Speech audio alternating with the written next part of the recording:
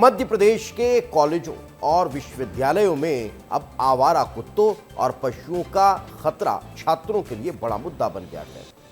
उच्च शिक्षा विभाग ने सुप्रीम कोर्ट के निर्देशों के बाद एक नया आदेश जारी किया है, जिसमें प्राचार्य या प्रभारी प्राचार्य को नोडल अधिकारी बनाया जाएगा। उनकी जिम्मेदारी होगी कि कैंपस में आवारा पशु की एंट्री को रोका जाए। लेकिन अब इस आदेश के बाद सियासी पारा खूब हाई हो रहा है। क्या है पूरा मामला, आप खुद देख लीजिए। ये कुत्तों की भीड़ देखिए। ये कोई डॉग हाउस की तस्वीर नहीं, बल्कि एक कॉलेज की तस्वीर है, जहां बच्चे पढ़ने आते हैं। ऐसे में कुत्तों का खतरा हमेशा उन्हें बना रहता है। यही वजह है कि अब उच्च शिक्षा विभाग ने नया आदेश जारी कर दिया। कॉलेजों में प्राचार्य या प्रभारी प्राचार्य अब नोडल अधिकारी बनाए जाएंगे, जो परिसर की सुरक्षा और आवारा पशुओं को रोकने के लिए काम करेंगे। अब जब यह आदेश जारी हुआ तो हम एमवीएम कॉलेज पहुंचे।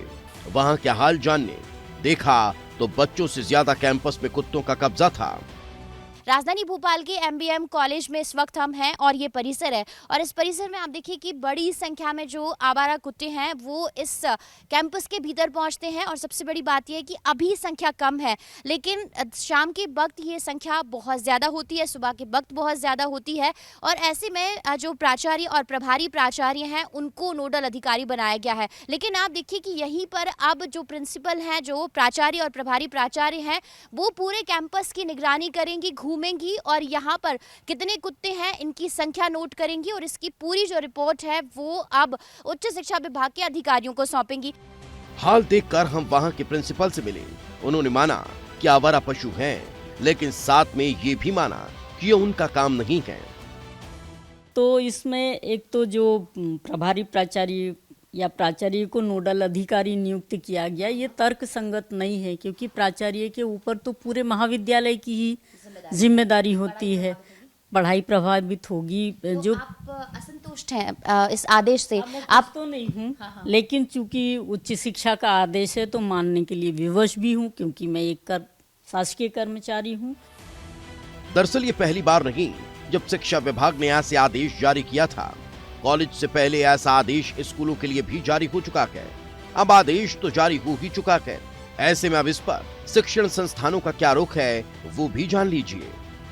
मध्य प्रदेश शासन की तरफ से एक जो नया आदेश आया कि जितने भी शासकीय अशासकीय कॉलेज हैं उनमें गाइड और आवारा कुत्ते आते हैं तो उनको भगाने का काम विद्यालय के प्राचार्य प्रोफेसर करेंगे।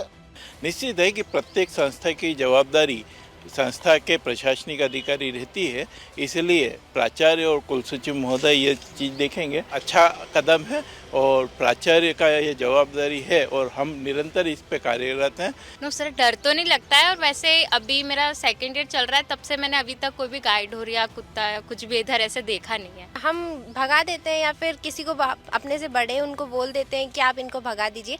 वैसे अभी तक तो ऐसा कुछ हमारे यहाँ देखा नहीं है। सर अच्छा आदेश है, पर जैसे कोई आ जाता है तो प्राचार्य द्वारा निर्देश दे रखे हैं प्रोफेसर्स को, तो अगर आता है तो भगा दिए जाते हैं। अब इस मामले में सियासी पारा भी हाई हो रहा है। कांग्रेस ने सरकार पर निशाना साधा तो वहीं बीजेपी इसे शिक्षकों का कर्तव्य बता रही है। कभी जो है चुनाव में ड्यूटी लगा दी जाती है, और अभी आने वाले समय में जनसंख्या गिनने में भी उनकी जिम्मेवारी लगने वाली है। शिक्षा देने के अलावा सारे काम जो है शिक्षकों से करवाए जाते हैं। कांग्रेस पार्टी सिर्फ और सिर्फ ऐसी छलावे की राजनीति करती है, जबकि भारतीय जनता पार्टी की सरकार ने सदैव ही शिक्षकों को सम्मान देने का काम किया है। वह भी जिस कर्तव्य स्थल पर काम कर रहे हैं वहां पर इस प्रकार से आवारा पशुओं का विचरण और भ्रमण न हो, यह सुनिश्चित करना उनका एक उत्तरदायित्व है, और जिसको पुनः से रेखांकित करने का काम सरकार ने किया है। आदेश तो जारी हो गया, लेकिन सवाल वही है कि क्या प्राचार्य और शिक्षक वाकई आवारा पशुओं को भगाने के लिए डॉग कैचर बनेंगे, या ये जिम्मेदारी सिर्फ कागजों तक ही सीमित रह जाएगी। ब्यूरो रिपोर्ट, विस्तार न्यूज। उच्च शिक्षा विभाग ने आदेश तो जारी कर दिया, लेकिन इससे खुद शिक्षकों में असंतोष है। वो ही अब असमंजस में पड़ गए हैं। क्या वो क्या क्या संभालेंगे? खुद कांग्रेस का भी यही कहना है कि अब आदेश आने के बाद प्रक्रिया तो खूब आई है, लेकिन आदेश को शिक्षक मानेंगे या नहीं, अब यह बड़ा सवाल है।